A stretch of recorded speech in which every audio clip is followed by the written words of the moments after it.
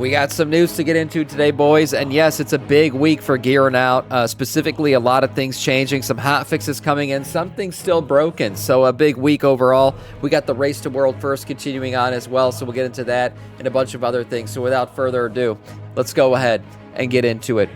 We have hot fixes coming in after the reset this week. Reset today for the EU players, but reset was yesterday for NA. And some of the fixes for Raiders: significant nerfs to Heroic Nyamisra, significant nerfs to Mythic Nyamisra as well. Maybe we'll see a world first kill on that. We'll get into the world first race here in a second. Reduced trash when it comes to the Venomous Abyss raid, which is great. I do feel like that raid was a bit trashy. I'm not like saying that the raid itself is trash, but there was a lot of trash. If you guys remember, we were going through that, and I was like, man, this is kind of a lot between these bosses. So that's good. Nerfs to Heroic Vashnik and Mythic Vashnik. Kill Zul'Jan and Blight of Tongues cheeses from the Coiled Altar have been fixed, but health and shields of the bosses have been nerfed, so Coiled of Altar should be a little bit easier.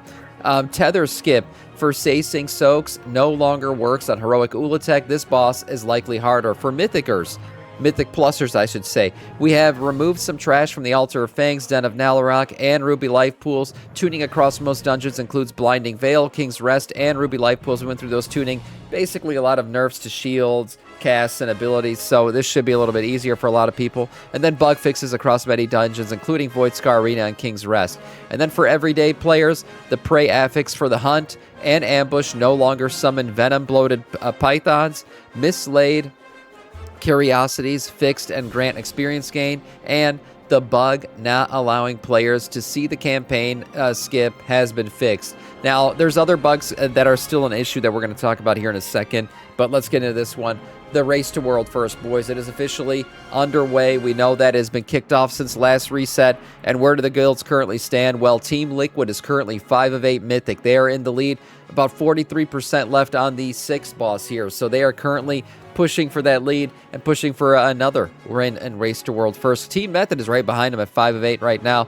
Honestly, is the first U.S. guild here in 3rd place. And we got Echo, Zhongzhou Team, Evolved, Instant Dollars, Synergy, Banhammer, and Identity. Those make out your top 10 there.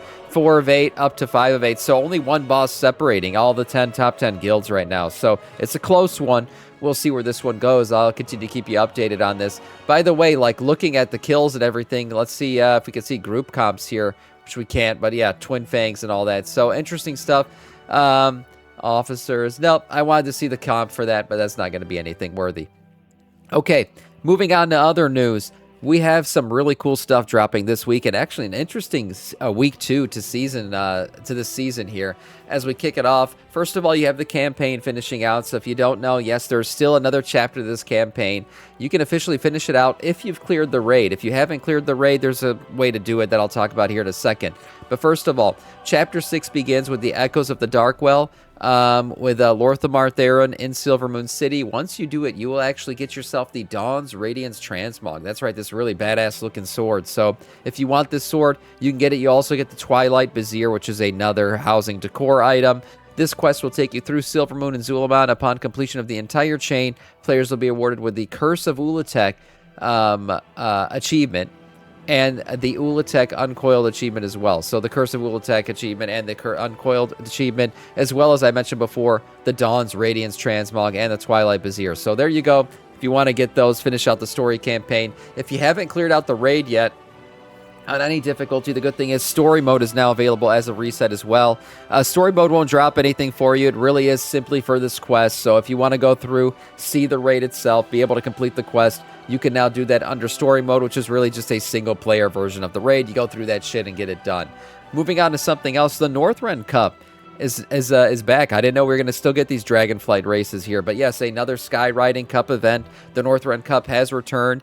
If you don't know what that is, it is the rings racing through time, trying to get up to the highest rank on those. That'll be going through August 25th to September 8th. It begins in Valdrakken, Stormwind City, Orgrimmar, or Northrend. You can pick those up. And then once you're in Northrend doing those races, you can actually get a couple things from this. The Sky Master's Blood Circlet which is one of the pictured items here, along with all these other Sky Masters thing, including the Blood Tabard, which basically makes you look like this when you got it all assembled together, which is a pretty cool looking set. And then also the old set, the Ice Drakes Racer set, is also something that'll be available. You can also get yourself the Vial of Draconic Scales, which kind of randomizes your dragon every time you summon it in terms of appearances, which is kind of a cool toy.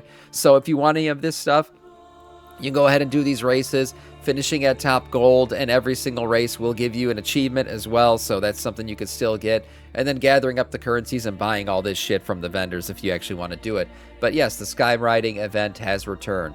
Also, Timewalking has returned. We got Wrath of the Lich King Timewalking. It's a Northrend frenzy this week. And this week with Timewalking, you can actually get tier set, guys. Yes, you heard me right. Tier set from your cache by doing this. So you can get a tier set from the cache of Time Warp treasures, which is you get for completing the quest, which is clearing out the raid for the first time. You'll get hero track gear, and yes, it could include a piece of tier that is official now, so you'll get that. You can also get yourself 500 badges for doing the Unstable Prism quest, which is doing your first dungeon out of this. Obviously, all of the time walking stuff is available. There's mounts and stuff like that, Kurt, that you can buy with the Time Warp badges. All Wrath of the Lich King related, so if you want to get in there, get that done. At least clear the raid for the sake of getting yourself some more tier set, maybe? Yeah, could be a good one worth doing. Moving on, misplaced sparks. I don't know, Blizzard can't get the spark shit right. So now there's people with extra sparks for crafting. There's people with not enough sparks, so Blizzard's working through it. They said they're removing extra sparks from people. They're giving extra sparks to people, so they're trying to get this stuff out. Basically, as of this reset, you should now be able to get your 5th spark this week. So if you don't have 5 or you can't get 5, then it's going to be fixed by Blizzard at some point. They said they're working through it this week. Additional cleanup waves will happen throughout the week, they said, which will resolve the rare cases in which players who were accidentally granted an extra spark over the cap or will have theirs removed, and then the people who are missing sparks will also have that stuff fixed. So there you go. I don't know. The spark show has been a shit show this entire patch for some reason. Moving on. The Great Vault bonus roll is also a little bit broken. That's right. The bonus roll itself is working fine, and the Great Vault stuff is working fine. The issue is the Catalyst doesn't want to catalyze them. That's right. For some reason, anything you picked up from the Great Vault or from bonus rolls throughout this week are not catalyzable yet. Blizzard said they're working on it. They did tweet out about this. They said a fix is being worked on for the items that can't be catalyzed. Right now, it seems to be items from the Vault and from bonus rolls. So there you go. That's currently an issue right now. I don't know if anyone's tried to catalyze. Has it been fixed yet or hot fixed? I have no idea, but as of right now, me reporting on this, it looks like it's still broken. So people who are trying to catalyze can't catalyze any items they receive from the Vault just yet or from bonus rolls. And then finally, I reported on this thinking it was going to be a $90 mount when it was data mined. It's a little bit less exciting, I will say. So first of all, this is going to be a $25 mount, which is not bad. Honestly, it's a great price on a good-looking mount like this. For $25, you can get yourself this mount, which will include a mailbox and a repair guy. They are very cool, sitting on the sides of your mount, which is pretty badass. I don't get what this is. In the animation, Blizzard has this little arrow thing here, like it looks like it's supposed to hearth you, which makes sense. This is called the Hearthsteed mount, the Hearthkeeper's mount.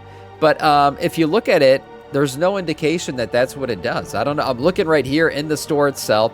It says the Hearthkeeper's Wandering Caravan provides repairs for weary gear and a mailbox for sending and receiving mail wherever the travel takes you. The Hearthkeeper's Wandering Caravan mount is shared across all of your WoW Modern characters and automatically scales with your riding skills. The Hearthkeeper's Wandering mount is a ground mount. So I don't know if they had plans to make this something that you could hearth or what.